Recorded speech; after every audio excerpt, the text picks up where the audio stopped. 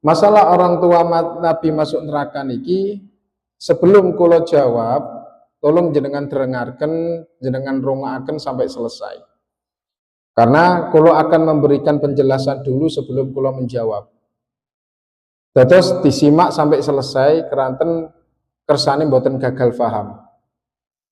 Pertama, kenapa dalam Sahih Muslim itu ada satu hadis yang menceritakan bahwa ada seorang sahabat bertanya kepada Nabi, "Ya Rasulullah, aina abi? Di mana ayahku?" Rasulullah menjawab, "Abuka finnar, ayahmu ada di neraka." Sahabat bertanya malih teng Kanjeng Nabi, "Wa aina abuka? Kalau ayahku di neraka, lalu di mana ayahmu ya Rasulullah?" Lalu menurut riwayat Sahih Muslim itu disebutkan, "Inna abi wa abaka finnar."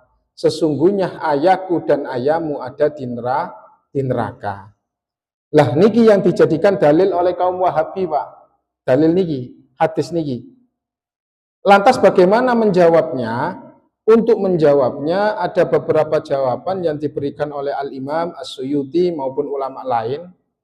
Terus jawaban yang pertama niku, hadis niki sahih dalam segi sanad, tapi dalam segi matan syad. Gitu. Kenapa dalam segi matan niki syad? Karena ada hadis sejenis, ada hadis serupa yang diriwayatkan oleh Ibnu Majah, diriwayatkan oleh Nasai, diriwayatkan oleh Tirmidzi. Niku mboten wonten kata-kata inna abi wa abaka finnar. Nah, riwayat tiga niki Pak, ketika sahabat datang bertanya pada Rasulullah, "Ya Rasulullah, aina abi? Di mana ayahku?" "Abuka finnar, ayahmu di neraka," jawab Rasulullah. Terus Rasulullah ditanggleti malih, "Wa aina abuka? Ayahmu di mana ya Rasulullah?" Nabi menjawab, "Idza mararta bi qabri kafirin fabashshirhu finnar." Kalau kamu melewati kuburan orang kafir, kasih kabar tentang neraka.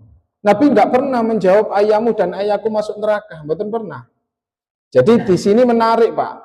Di Sahih Muslim wonten jawaban ayahmu dan ayahku masuk neraka, tapi wonten tiga riwayat yang serupa tidak menyatakan itu. Lah niki kalau dalam ilmu hadis namine syad, gitu. Syad niku artinya kita lihat perawinya dulu. Ternyata perawi yang ada di Sahih Bukhari dan Muslim itu diriwayatkan oleh Hammad bin Salamah. Sementara di riwayat yang lain yang serupa itu diriwayatkan oleh Ma'mar. Lah dalam ilmu hadis niku disebutkan bahwa Ma'mar niki lebih akstarul hifdzan daripada Hammad bin Salamah. Sehingga hadis niki tidak bisa dikatakan palsu. Kita tidak menuduh Imam Muslim dengan tuduhan yang tidak patut, Pak. Imam Muslim niku imam besar, imam ahlu sunnah wal jamaah. Sahih Muslim niku menjadi rujukan kita sedoyo.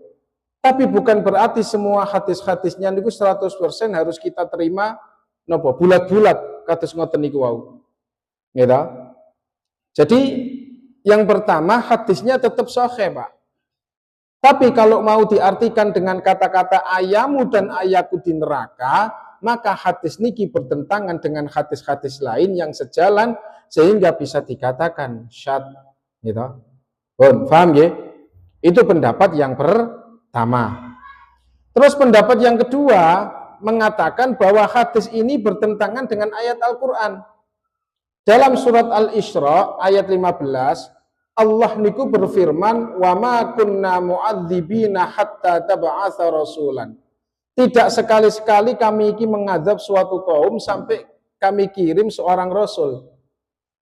Ayat niki didamel dalil kali ulama ahlu sunnah wal jamaah bahwa kalau satu kaum itu tidak sampai mereka dakwahkan para nabi-nabi manapun, maka mereka niku tidak pernah diazab kali Allah, baik di dunia maupun di akhirat. Artinya tidak ada hisab. Paham ya?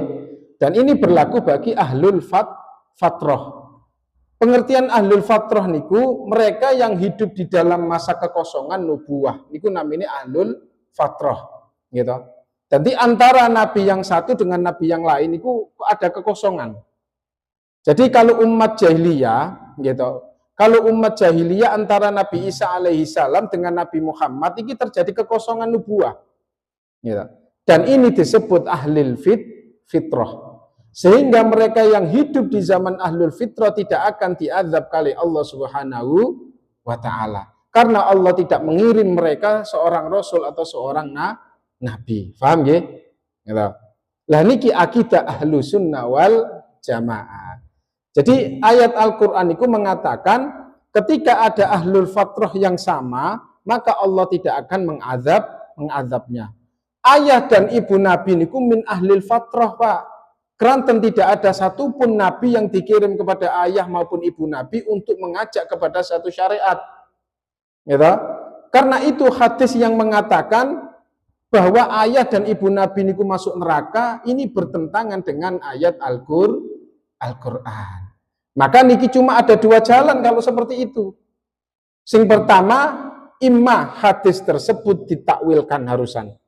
Kalau bertentangan dengan Al-Quran, maka harus ada dua jalan. Sing pertama, hadisnya ditakwilkan. Atau hadis tersebut ditolak karena bertentangan dengan Al-Quran. Dan ternyata ahlu sunnah wal jamaah itu mengambil yang pertama, yaitu hadisnya ditakwilkan. Lalu seperti apa takwilnya? Gitu. Takwilnya, kata abu dalam bahasa Arab artinya tidak selalu ayah. Kadang-kadang digunakan untuk paman. Paham ya? Seperti cerita dalam Al-Quran tentang ayah Nabi Ibrahim alaihissalam, tentang azah, itu disebut ab li abihi. Gitu. Tapi ulama ahli tafsir mengatakan bahwa itu bukan ayahnya, tapi pamannya. Ternyata paman dalam bahasa Arab boleh disebut ab. Gitu. Jadi kalau Nabi mengatakan abuka wa abi finnar, kata abi di sini adalah pamanku. Gitu.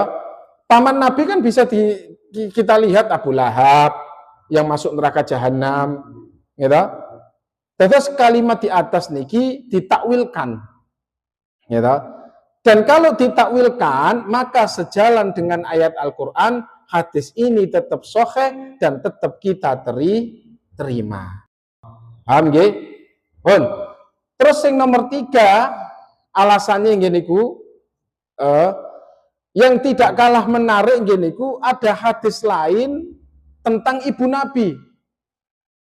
Yang mana diceritakan tentang ibu Nabi niku, diceritakan bahwa Nabi Muhammad itu memintakan ampunan kepada Allah, inni astaghfirullah li ummi fa'abah. Aku memohon ampun kepada Allah untuk ibuku, tapi Allah menolaknya.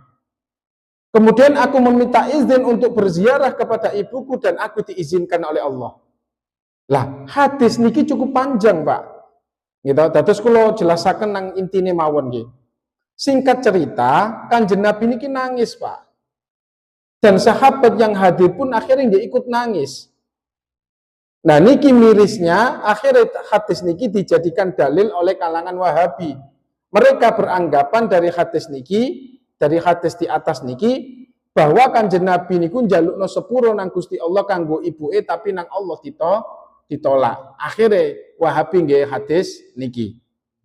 Nah, ini menunjukkan bahwa ibu Nabi itu kafir, mengguni Wahabi. Gara-gara ndelok hadis niki. Dan orang kafir gak boleh dijalukno sepuro. Gitu. Anggapannya tiang Wahabi nang ibuke Kanjeng Nabi ini kados ngoten, Pak.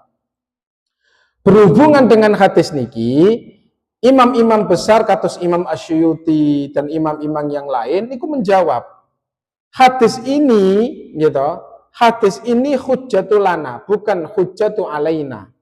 Jadi waktu Nabi memintakan ampun kepada Allah buat ibunya, tapi Allah tolak, niku ada alasannya. Kene apa kok Allah menolak jalukna sepuro nang ibuke? Alasannya karena ibunya Nabi niku mboten gadahi dosa, terus napa yang harus diampuni nek wis gak duwe dosa? Terus ibunya Nabi niku ahlul fatrah. Mulane dungane Nabi ditolak nang Gusti Allah. Allah menolak bukan karena ibu Nabi niku kafir. Allah menolak nggih alasane niku wau ihtimal karena ibu Nabi niku min ahlil fatrah, yang berarti la hisab, tidak ada hisab. Dan kalau sudah la hisab berarti enggak ada dosa. Jadi wajar kalau Allah menolak istighfar Nabi. Lalu sak mangkin bagaimana dengan ziarah kubur sing Allah mengizinkan akhirnya? Waktu Nabi minta izin nang Allah untuk berziarah ke kubur ibunya. Boten perlu heran jenengan karena pada waktu itu diharamkan ziarah kubur, Pak. Gitu. Kan Nabi kiambak sing dawuh kuntu nahaitukum an ziyaratil kubur al anfazuruha. Dulu aku larang kalian untuk berziarah ke kuburan dan sekarang silakan kalian ziarah ke kubur. Memang pada waktu niku ziarah kubur ku mboten angsal, Pak. Walaupun niku kuburane tiyak Islam, tetap mboten angsal dulu. Gitu. Niki sebelum Nabi meminta izin pada Allah berziarah ke kuburan ibunya. Nah, niki juga dalil hujjatulana. Artinya, andai kata ibu Nabi niku kafir, maka mana mungkin atau mana boleh ziarah nang kuburane orang kafir? Lah ngoten sih. Gusti Allah piyambak yang melarang dalam Al-Quran, orang yang munafik, orang kafir, gak boleh disolati, gak boleh berdiri di atas kuburannya, gak boleh diziarahi. Gitu. Nah, hadis niki dados hujjah bagi kita bahwa ibu Nabi niku mboten kafir. Dados niki persoalan perspektif, persoalan interpretasi. Niki persoalan bagaimana cara kita niku memahami ayat Al-Quran dan memahami hadis, Pak. Jadi orang-orang Wahabi niki memahami ayat dan hadis itu secara tekstual, Pak. Mereka niku artikan sedaya niku secara zahir tanpa mereka lihat akibatnya. Betapa bahayanya pengertian sing kados ngoten niku. Keranten saged mengkafirkan dan memusyrikan ayat dan ibunda Nabi. Andaikan mereka niku sedikit saja mau bersabar dan melihat dalil-dalil yang lain, maka mereka tidak akan terburu-buru mengambil keputusan kados ngoten. Gitu. Pun, terus yang keempat, gitu. Niki tasik wonten jawaban niki. Gitu, jawaban lain. Kan wonten hadis sahih nggih. Dalam hadis niki Nabi niku mengatakan bahwa Allah niku memindahkan aku dari sulbi ke sulbi yang tohir, gitu. Yakni memasukkan aku dari rahim-rahim yang suci. Aslabut tohirati ilal arham atau hiro arhamiz zakiyah. Terus pengertiannya dari daune Nabi niki, aku iki diciptakan oleh Allah dari mulai Nabi Adam sampai nang aku, iku benihnya iku dari sulbi yang tohir. Masuk nang rahim yang suci, lah pindah nang rahim yang suci lagi. Jadi sejarah itu suci-suci terus. Terus nggak mungkin bisa dinamakan sulbi yang suci kalau nenek moyangnya kafir. Nggak mungkin disebut rahim suci kalau ibu Nabi keturunan orang kafir, gitu. Keturunan orang-orang yang suci. Pengertiannya itu ngeten, Pak. Nggak mungkin dikatakan sulbi tohir kalau kakek moyangnya Nabi ini kafir.